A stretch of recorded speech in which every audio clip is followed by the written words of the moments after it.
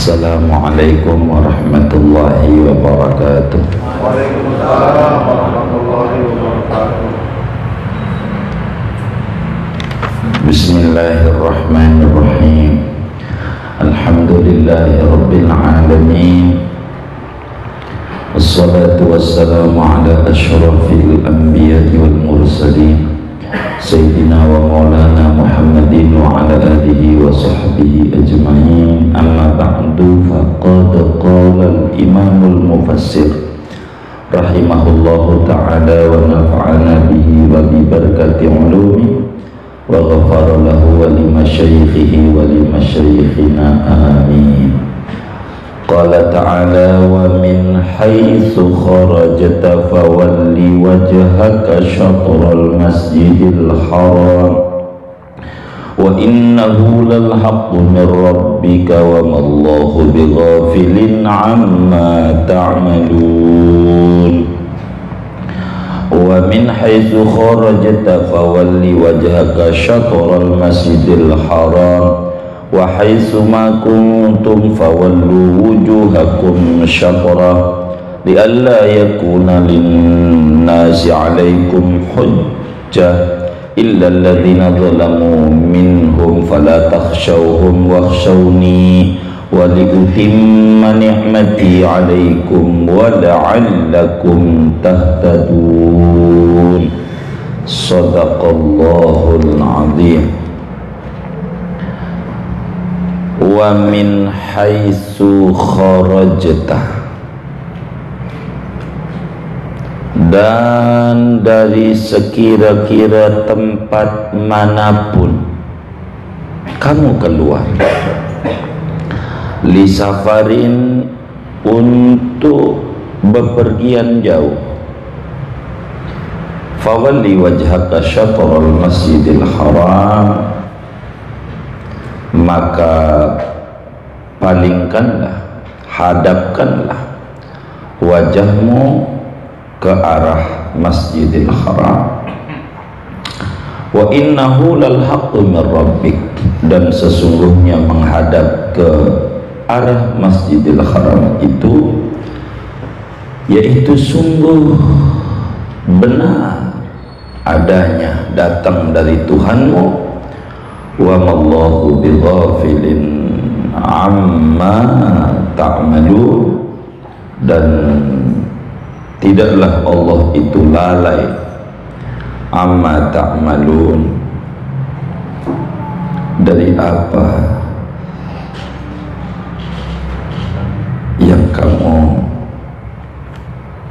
kerjakan. Bitai dengan ta'malun, wal ya'i dan iya. Taqaddama misluhu, telah terdahulu oleh sepertinya. Wa karrarahu li bayani tasawi hukmi safari wa ghairihi, dan Allah mengulang-ulangnya karena menjelaskan kesamaan hukum bepergian dan lain daripada bepergian.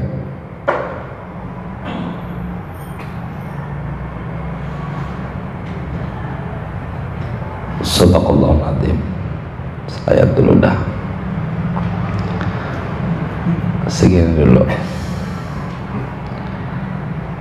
Saudara-saudara sekalian yang mulia, syukur kepada Allah Subhanahu wa ta'ala.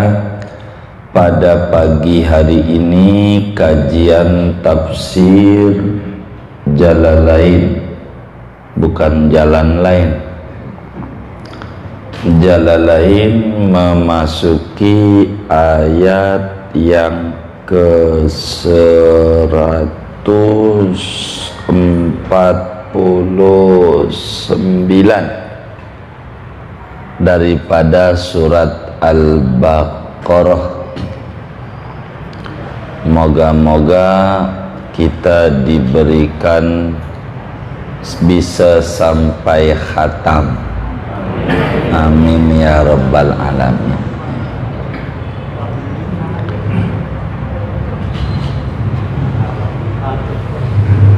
Bener enggak?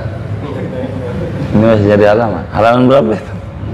Halaman 21 baris ke-7 dari bawah kalau yang kuning. Kalau yang kuning halaman berapa? 21. Baris ke-7 dari bawah. 21. Kalau yang kecil ini? Yang ini halaman 118. 118. Baris keempat dari bawah. 4 baris dari bawah.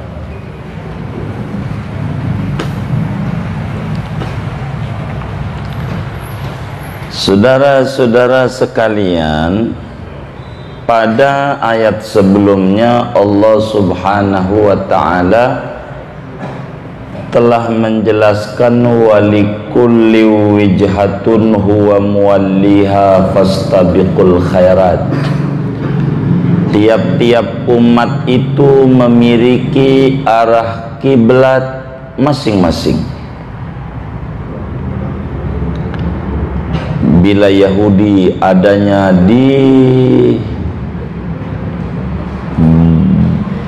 batu Baitul Maqdis yang disebut tembok ratapan.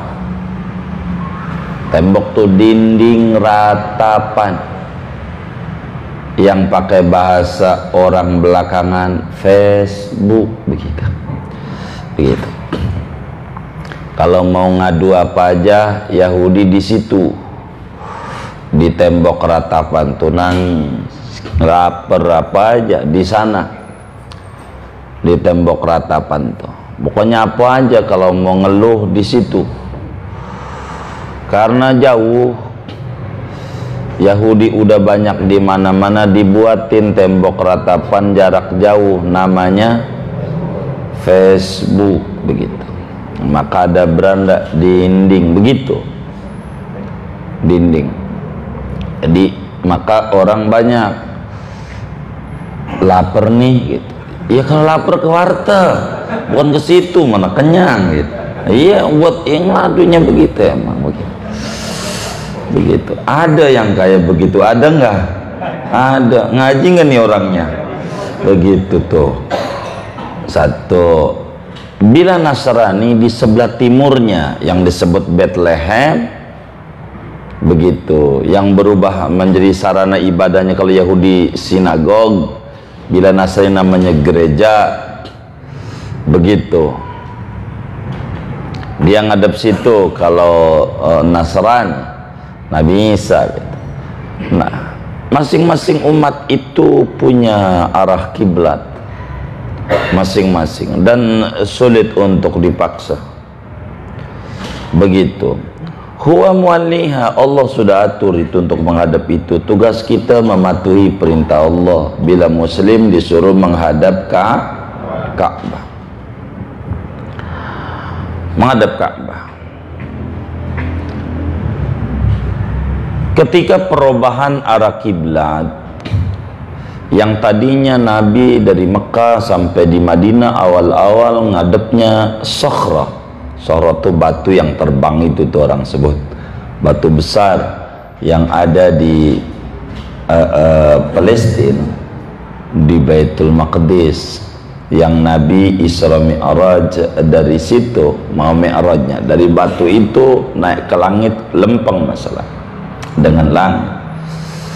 Begitu. Moga ada rezeki luas kita bisa ziarah ke Baitul Maqdis, begitu.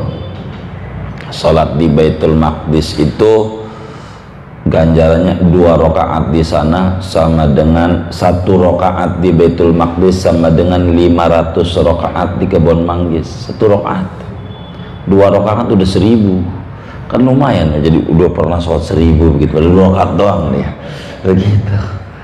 Baitul Maqdis.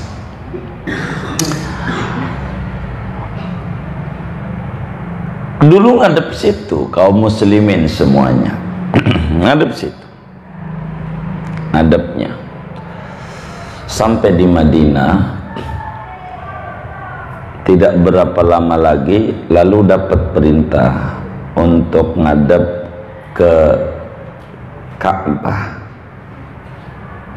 ngadep ke Ka'bah. Lagi sholat tuh Nabi,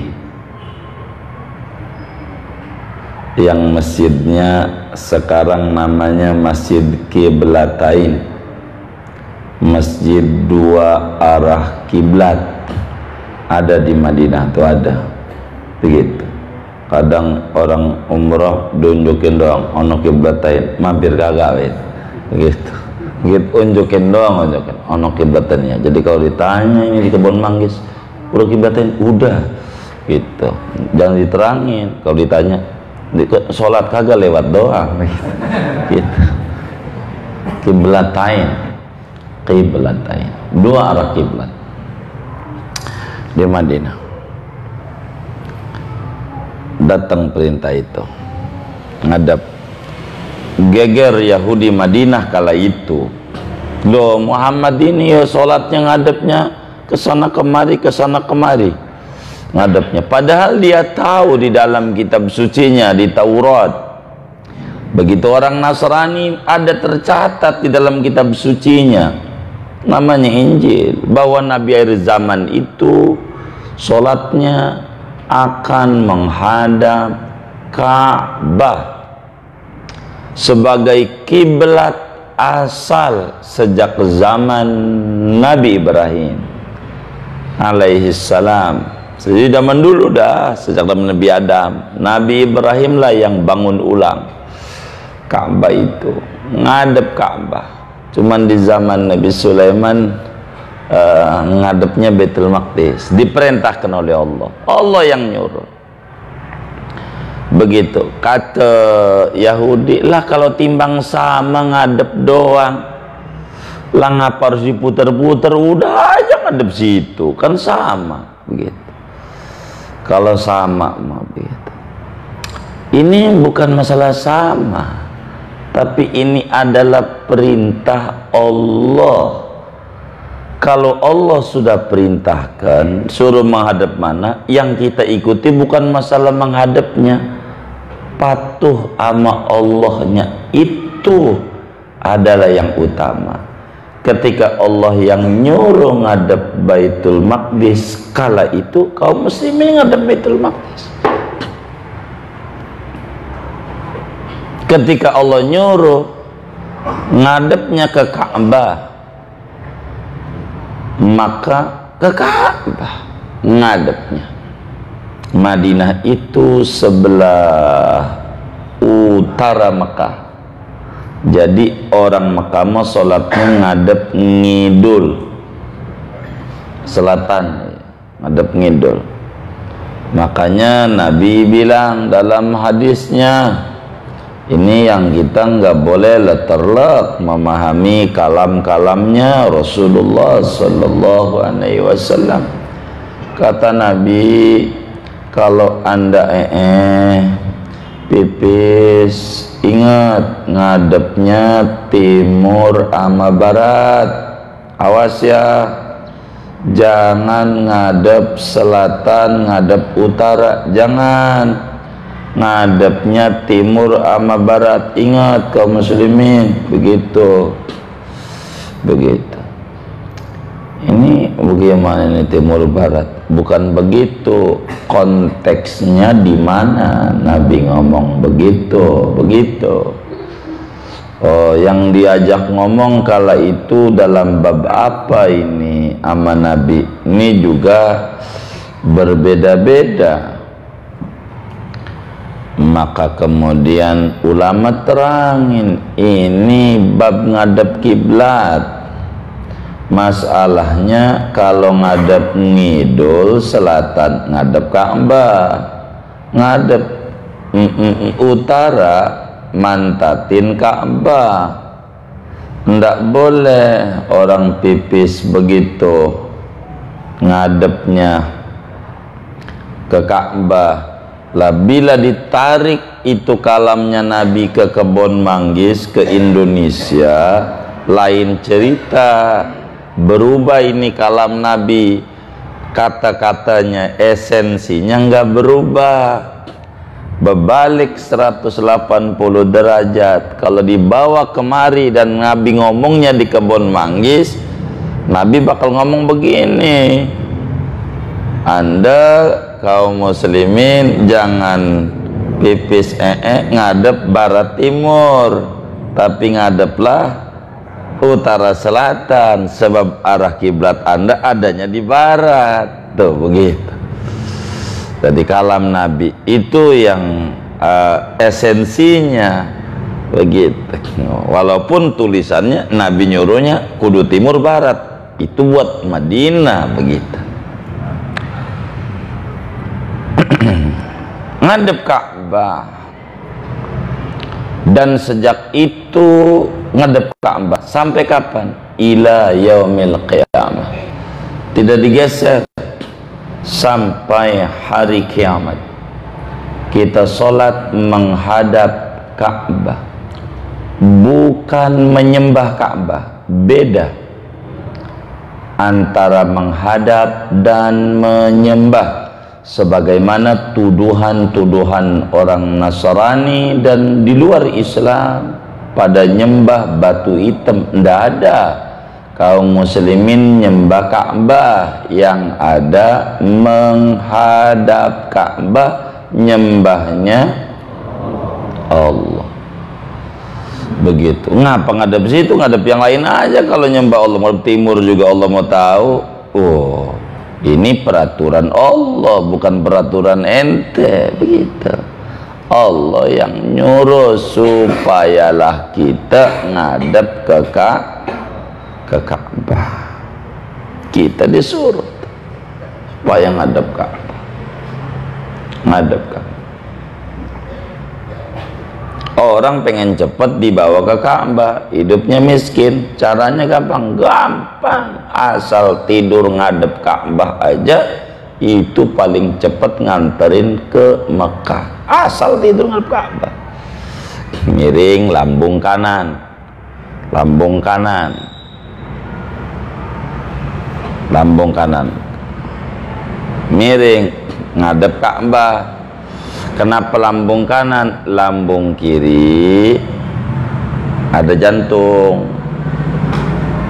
Kalau pakai lambung kanan, kerja jantungnya ringan, enggak berat, dan tidurnya bakal enak. Ini mau bagiannya nih, abang kita tuh ada Pak Dokter tuh bagiannya. Jangan saya ini mah, gitu. Yang nerangin jantung nih. Lambung kiri ama pencernaan bagus kalau tidur pakai lambung kiri, tapi ama jantung kurang bagus. Maka pilih jantung sebagai pusat pompa darah. Maka yang kanan. Ngadep apa niatnya? Ngadep Ka'bah niatnya. Kita tidur ngadep mana ya? Ora jelas, yang penting ngadep aja dari mana kayak begitu. Kita nggak jelas, tengkurap, tambah berat sama jantung kerjanya.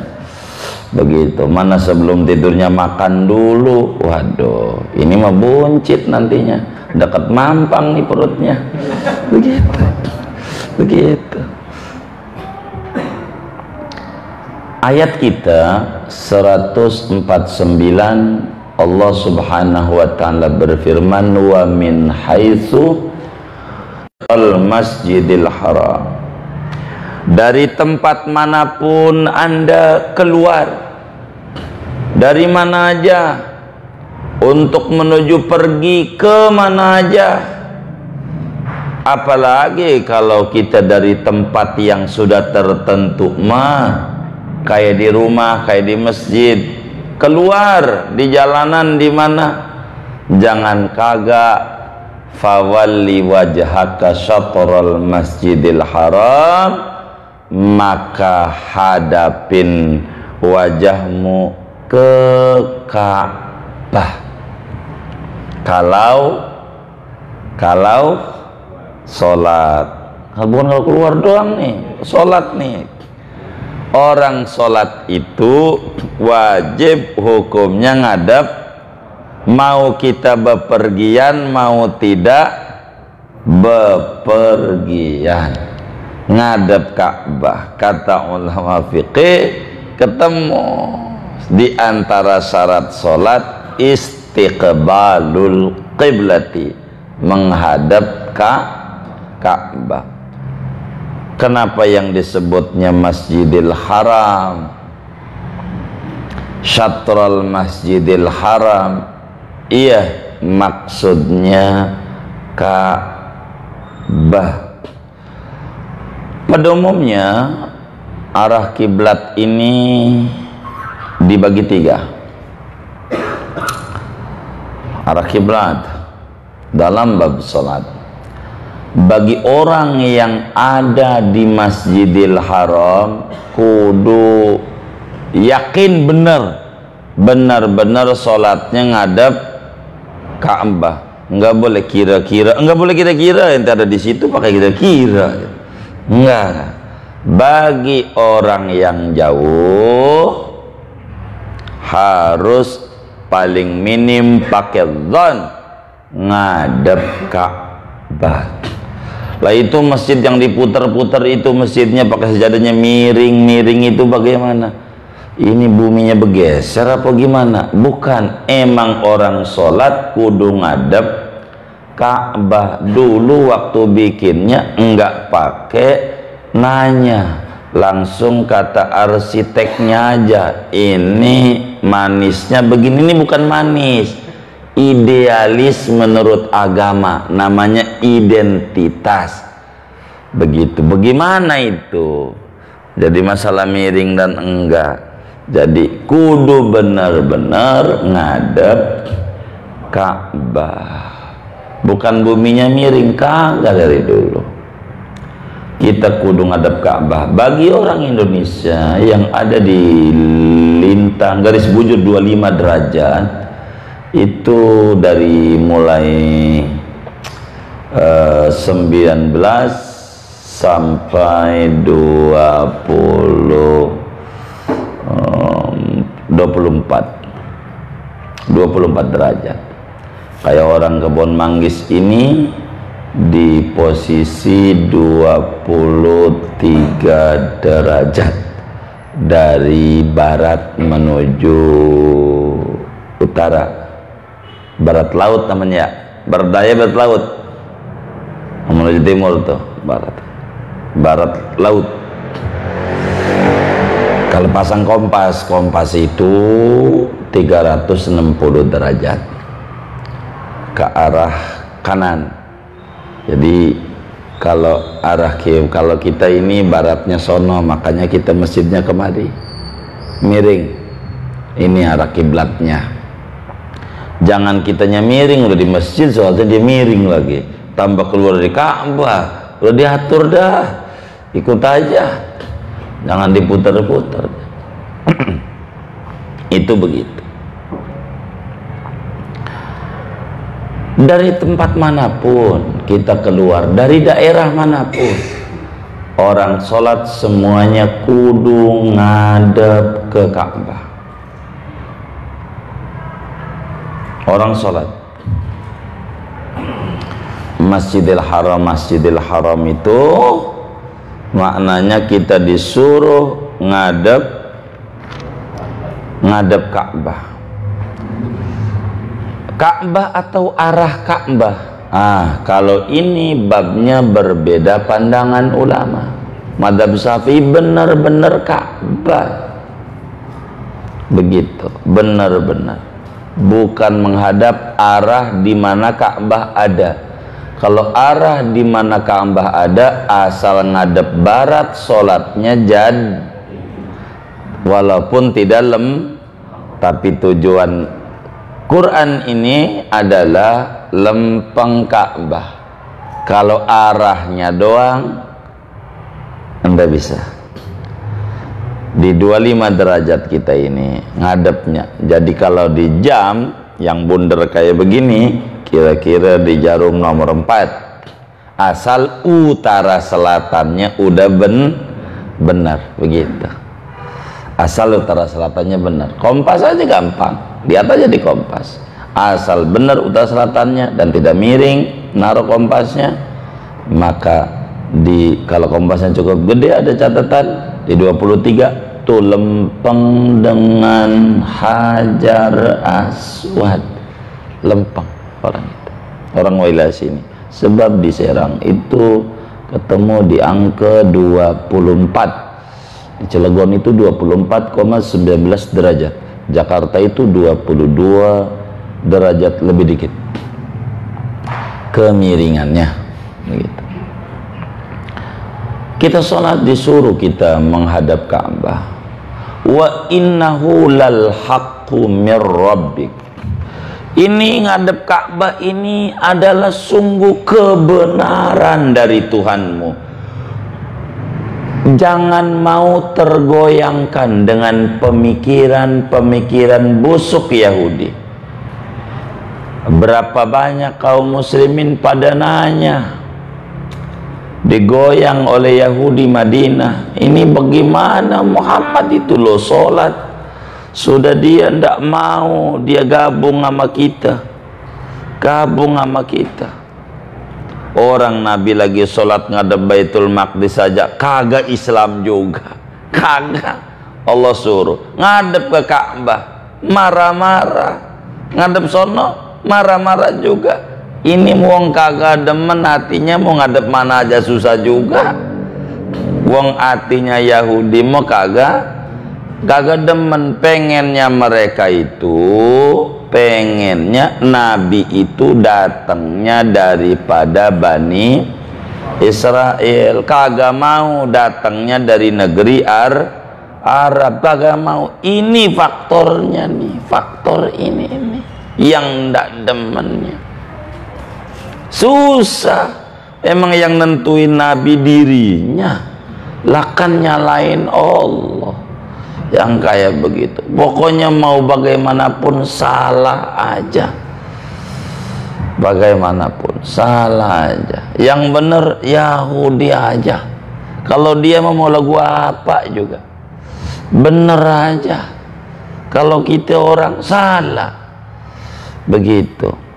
Ini gaya, jangan-jangan pemerintah kita gaya Yahudi lagi kayak begini nih. Benar aja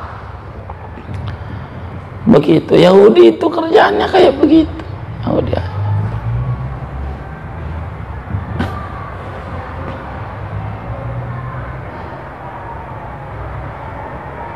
Wa innahu lal haqqu. Ini ngadep Ka'bah ini udah ada catatan di dalam kitab suci Yahudi maupun kitab suci Nasrani yang sekarang mudah dihapus, dibuang-buang, yang berkenaan dengan Nabi besar Muhammad SAW dan sepak terjangnya. Kemarin udah disinggung bagaimana itu ciri-ciri Nabi aja udah kegambar itu ayat yang sebelumnya itu sama Yahudi. Saking Nabi kita ini yang namanya kitab suci zaman dulu, tema pokoknya empat tema pokok. Itu kitab suci zaman dulu. Tema sentral. Yang pertama tentang kudu nyembah Allah, jangan gaib. Itu pokok seluruh kitab itu.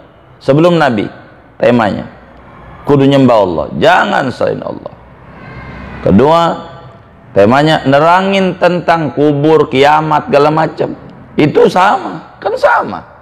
Suruh nyembah Allah, suruh nerangin tentang hari kiamat, proses orang nanti bakal dimintai pertanggungjawaban oleh Allah Subhanahu wa taala. Ketiganya tentang syariat, yakni aturan-aturan ibadah di kala itu. Begitu, di kala itu aturannya. Kayak Yahudi nikah tanpa batas. Paling miskinnya di zaman Nabi Musa itu orang nikah kalau punya istri 300 itu orang miskin. 300 itu miskin tuh, begitu miskin. Pengen balik lagi bukan gitu. 300 itu masih miskin. Miskin orang punya bini 300 di zaman Nabi Musa. Kenapa sampai kayak begitu sama Allah diatur di kala itu tanpa batas? Sebab laki-laki pada kagak ada, dimampusin sama Fir'aun. Setiap bayi laki-laki satu hari 12.000 orang bayi mati tiap hari, dibunuhin lah. Yang perempuan biarin hidup, biarin hidup lah. Kalau satu orang satu, ini masih ada 500-an. yang jadi perawan. Maka syariat itu cocok pada zamannya. Syariat, ajaran udah tanpa batas. Maka Nabi Sulaiman sampai itu istrinya 1000. Itu Nabi Sulaiman berapa? 1000. Dan itu catatannya sampai detik ini masih ada di dalam Injil yang dipegang oleh orang Kristen Indonesia. Pada Injil perjanjian lama, kitab Imamat, kitab Raja-Raja, ada itu Solomon punya istri 1000, masih ada itu 1000. Begitu. Muslimnya aja yang gak ngerti lu, nabimu Muslim, istrinya disuruh nikah 4, ini pelecehan perempuan, ini ajaran apa itu? Kita gimana ya? Injak nabimu 1000, yang 1000 yang dikit domelin, 1000 kagak. Gara-gara kita kagak tahu juga sama Islam, begitu bingung juga. Injak, jangan main-main ke wilayah kami, wilayah ente dulu dah rapihin, udah mau kemari-mari begitu. Mungkin itu syariat zaman dulu begitu, karena kondisi yang memaksa kudu begitu, ajaran itu selaras, namanya syariat ketiga. Keempat, mesti ada itu dalam kitab zaman dulu, ciri Nabi Muhammad dan sepak terjangnya. Itu udah diterangin biar orang nggak keliru kalau ketemu. Ini dia cirinya, itu lengkap dari ujung pala sampai ujung kaki, rambutnya, alisnya, apanya ada di situ.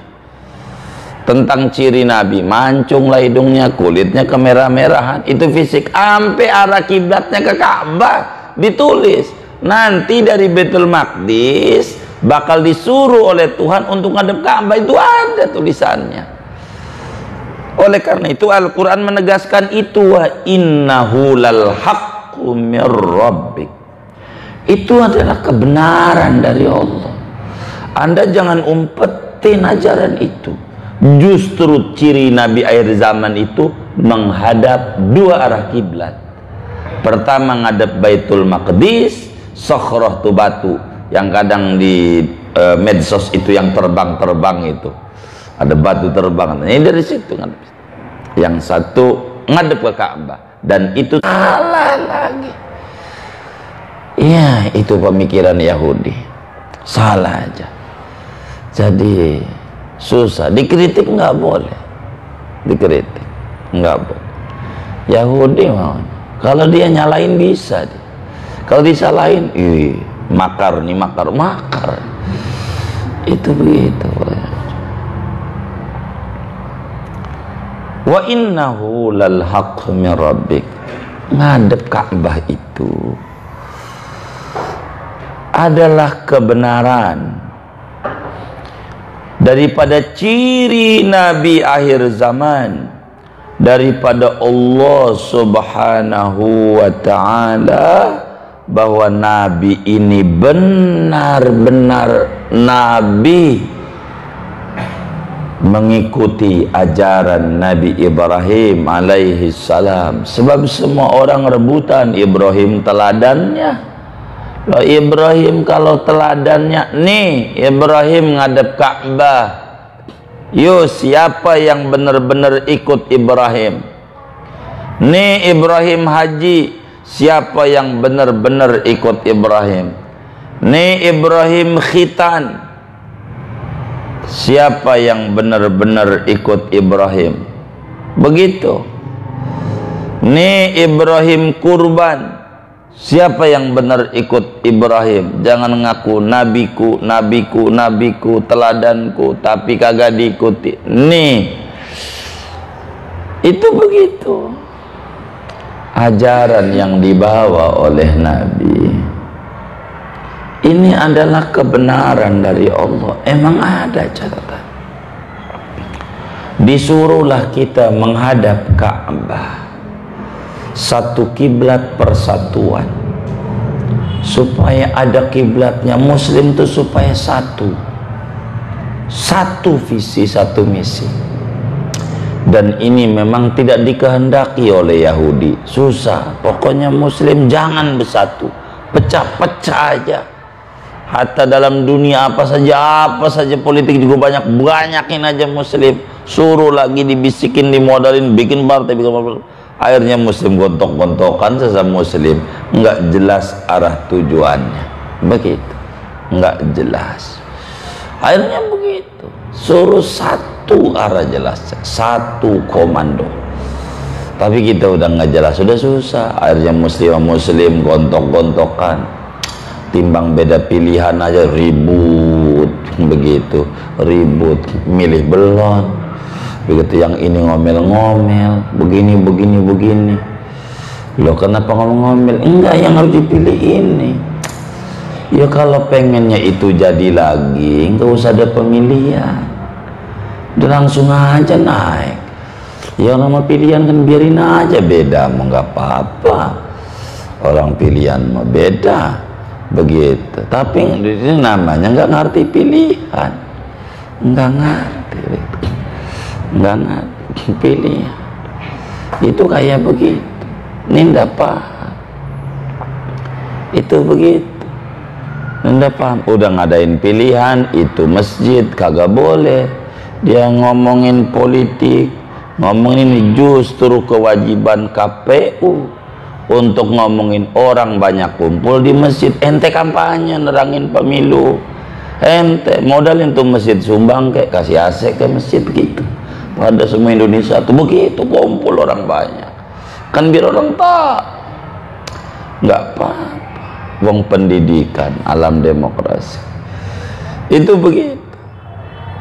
Ini maknanya arahin satu tujuan, biar Muslim tuh enggak diombang-ambing.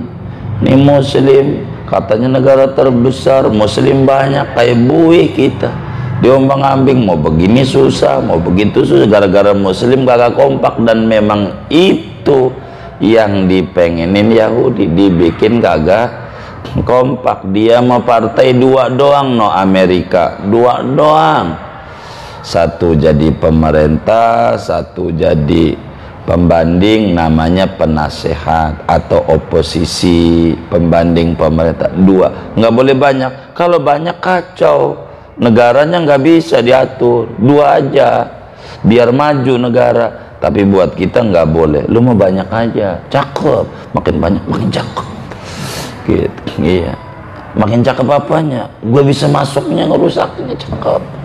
Akhirnya kita nurut partai banyak-banyak. Kalau satu partai 1 miliar disumbangnya, dua kan 2 miliar gitu, mendingan lah. Kalau banyak kayak begini, semuanya duit rakyat lagi, yang dikibulin rakyat lagi. Emang begitu.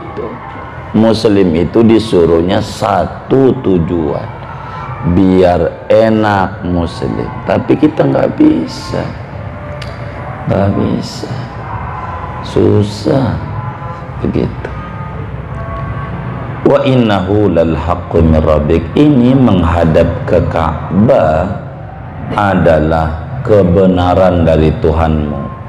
Sebetulnya saudara, poros bumi itu, bola tuh ada porosnya, biar gampang ada pentil buat niupnya. Itu kudu ada titik, dan titik itu yang benar sebetulnya Syatrul Masjidil Haram, Ka'bah titiknya. Namun ya Muslim memang dari dulu posisinya, sesudah zaman-zaman mereka pada kalah, maka titik kita ini Jazairul Khalidat, bahasa Arabnya. Bahasa kita orang GMT, G to Greenwich, satu pulau di London, sebagai titik 0, sebagai patokan waktu. Mestinya Ka'bah, yes, mestinya Ka'bah, titik 0 itu. Tapi ya Muslim memang kayak begitu, jadi barang dagangan. Tapi syukur alhamdulillah, muslim kaya-kaya, ndak ada muslim yang susah. Kalau orang-orang non muslim kalau pengen makan, ada yang kudu jual mobil. Toyota aja jual mobil kalau pengen makan itu. Muslim enggak. Ini yang beli, dia yang beli sama yang jual kan kayaan yang beli ya. Iya gitu. Motor sama begitu ya. Lah iya, kaya-kaya dah gitu. Nggak ada muslim yang pengen bikin mobil, udah mikir ibadah aja, beli aja motor, beli aja begitu aja, beli aja begitu. Udah lesu perdagangannya dengan ekonomi yang susah, bisikin pemerintah suruh ganjil genap, kan suruh beli lagi maknanya begitu kan, suruh beli lagi, kalau kagak denda 500.000. Iya beli jadinya ya pemerintah. Lumayan pajaknya 30%, namanya progresif dalam aturan negara gitu. Ya begitu. Kita orang ini disuruh satu, ngadep Ka'bah, maknanya visi misi yang sama, menyatu di Ka'bah ini, menyatu cair, tidak boleh gontok-gontokan. Wa innahu lal haqqu mir rabbik, menghadap, wa innahu hunya damir fawalli. Tawalli itu mengarahkan kita punya diri ngadep ke Ka'bah itu, lal haqqu, benar-benar kebenaran dari Tuhanmu, dari Allah. Jadi udah, dan ini enggak bakal digeser sampai hari kiamat. Sudah menjadi pusat di mana orang kalau pengen sholat kudu bener-bener ngadep Ka'bah. Kalau sholat tidak ngadep Ka'bah, pulang. Kayak di pesawat, dia sholat ngadep mana, tahu deh pesawat ini jalan. Begitu mana pulang dari haji lagi, lah kan ngadep timur dia sholatnya. Ntar kalau udah turun pulang terus pesawat udah ngadep timur. Lah Qur'annya fawalli wajhaka syatrul masjidil haram.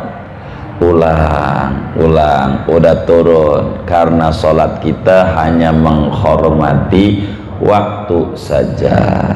Begitu, takut pesawat kagak belum turun, ada hal-hal yang tidak diinginkan. Paling tidak udah sholat sebisa kita.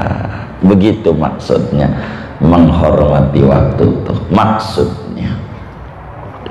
Udah turun, alhamdulillah turun, sempurnain yang tadi kurang. Begitu, kurang persyaratan, ngadepnya timur. Begitu, enggak, saya mau sholat, mau saya naik pesawatnya Saudi Airlines. Kalau Saudi ada musolanya, iya ada musola juga, mau ngadep mana? Mau susah, anda udah ukur sesuai di atasnya awan, bawahnya awan, ini mana ini? Iya kagak tahu.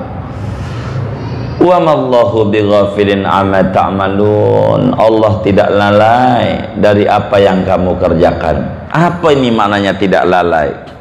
Jadi saudara, asbabul nuzulnya kaum muslimin gusar. Ini wa mallahu bighafilin amma ta'malun nih. Gusar kaum muslimin ketika sholat menghadap Ka'bah bisa digoyang oleh Yahudi. Ngadepnya lain lagi. Baba ente sholatnya kagak sah. Dia ngadepnya ke Baitul Maqdis, lo ini Nabi yo. Nabi ngadepnya Ka'bah. Lah baba ente neraka. Pada bingung mereka. Muslim kalau ditakut-takutin dikit itu udah takut dia. Itu muslim ya begitu. Maka dia nanya sama Nabi, bagaimana sholat kami aja, janganlah ngomong baba kami, ini kami yang kemarin ini bagaimana, apa perlu diulang? Kagak ini sholat yang kami kemarin itu ngadep Baitul Maqdis itu, ini kami udah lumayan ini setahun ini ngadep sono lah, kan kalau diulang banyak juga Nabi, lagi satu aja. Nah itu kan 360 hari begitu lah, kalau 5 kan ribuan itu. Ini bagaimana yang ini? Turun ayat wa mallahu bighafilin amma ta'malun. Allah tidak lupa yang kamu kerjakan. Yang udah itu ngikuti perintah Allah, ya ada ganjarannya. Yang udah meninggal sholatnya dan belum tahu ngadep Ka'bah, Allah tidak lalai. Mereka punya catatan ganjaran pahala besar dari Allah, dari apa yang dia kerjakan dengan perintah yang ada kala itu. Adapun kamu sekarang dengan ada fawalli wajhaka syatral masjidil haram, mulai detik ini sholat ngadep Ka'bah, bila kamu ngadep Baitul Maqdis, baru ini ada catatan baru. Ini mula-mula amandemen yang ada dalam perubahan ketika Nabi hijrah ke Madinah. Yang Allah datangkan adalah merombak arah kiblat. Bukan Allah yang nyuruh. Allah yang nyuruh. Sama seperti malaikat sujud sama Adam, ngadep sama Adam, sujudnya sama Allah, ngadepnya Adam. Kayak kita orang ngadepnya Ka'bah, sujudnya sama Allah. Enggak semuanya kita ngadep Ka'bah, enggak. Dadanya, wajahnya kagak waktu sujud, enggak. Emang sujudnya wajahnya ngadep Ka'bah, sujudnya begitu? Kan kagak. Begitu kagak. Sebagian besar badan. Itulah peraturan yang Allah suruh kita untuk ibadah. Maka Ka'bah harus ada kerinduan sebagai pusat itu di dalam hati kita. Jangan sampai tidak. Kita harus rindu dengan Ka'bah. Wa mallahu bighafilin amma ta'malun. Tidaklah Allah lupa dengan apa yang telah kamu kerjakan. Enggak. Semuanya ada nilai. Yang baik adalah baik, yang buruk adalah buruk.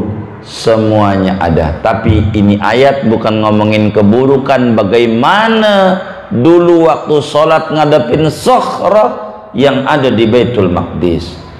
Bagaimana itu? Allah turunkan ayat wa mallahu bighafilin amma ta'malun. Allah tidak lupa.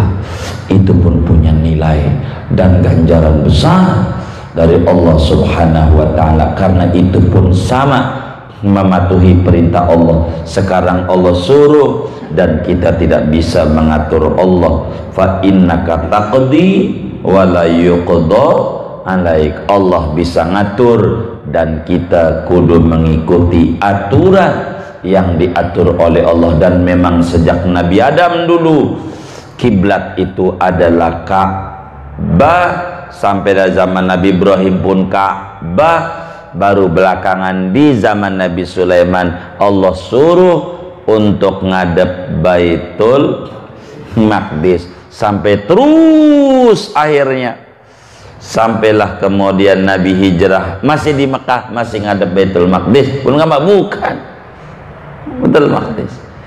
Begitu sampailah kemudian itu Nabi hijrah ke Madinah. Baru Allah Subhanahu wa ta'ala nyuruh kepada kaum muslimin untuk menghadap ke Ka'bah. Dan alhamdulillah sampai detik ini kita ibadah mengarahkan ke Ka'bah. Saudara, bila kita khusyuk usolli fardhu dhuhri arba'a raka'atin mustaqbilal qiblati, bila kita khusyuk menghadap kiblat, menghadap Ka'bah, ama Ka'bah bakal ditarik dia karena dia minta akses cahaya dari Allah melalui Ka'bah ini dengan mustaqbilal qiblati. Maka dia bisa ke Ka'bah, bisa asal dia khusyuk tapi penuh keyakinan. Jangan pesimis dulu. Ya orang kayak gua mana ke Ka'bah. begitu. Tapi doa yang lainnya manjur, Tuhan pun kalau saya ini tidak bisa ke tanah suci, paling tidak kasih uang untuk bisa ke Tanah Abang. Tanah Abang mulutnya begitu. Siapa itu emak-emak yang kayak begitu tuh doanya? Aduh, begitu.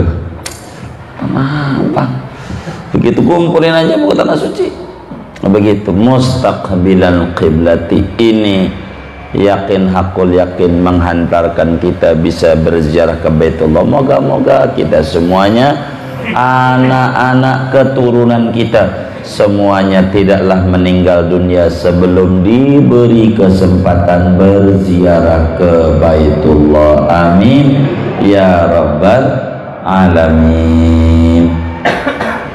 Terakhir, wa karrarahu li bayani tasawi hukmi safar wa ghairihi. Kenapa Allah ulang-ulang dan ke depan masih ngomong lagi kita Syatrul Masjidil Haram hampir 3 kali?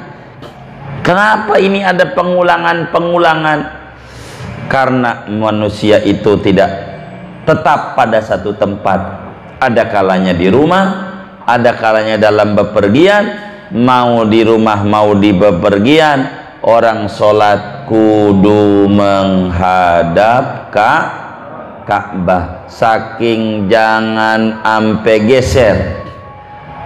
Karena Qur'annya kalau kamu keluar untuk bepergian ngadep Ka'bah, di rumah kalau di rumah kagak, apalagi begitu. Di rumah kita tahu kampung kita, Ka'bahnya udah tahu masjidnya ngadep mana. Lah kalau kita pergi zaman dulu pakai kuda, jalan kaki arah kiblatnya, Anda pergi pun tetap kudu ngadep Ka'bah. Di rumah apa lagi? Saya minta 1 ayat aja, karena banyak, tapi mudah-mudahan enggak 6.666 kali ngaji nih, enggak begitu, enggak begitu, secukupnya umur aja. Moga-moga Allah berikan kita umur yang panjang dalam taat kepada Allah Subhanahu wa taala. Amin rabbal alamin. Ada yang ditanya mungkin dari materi ini? Atau orang sebelum doa dipersilahkan. Rabbana taqabbal minna ta'limana wa ta'allumana wa sadaqatana wa du'aana wa jami'a a'malina wa tammim taqsirana ya Allah ya Allah ya Allah ya Allah ya Allah ya arhamar rahimin. Wa sallallahu wasallam ala khairil Muhammad wa ala alihi wa sahbihi ajma'in walhamdulillahi rabbil alamin. Amin. Assalamualaikum warahmatullahi wabarakatuh.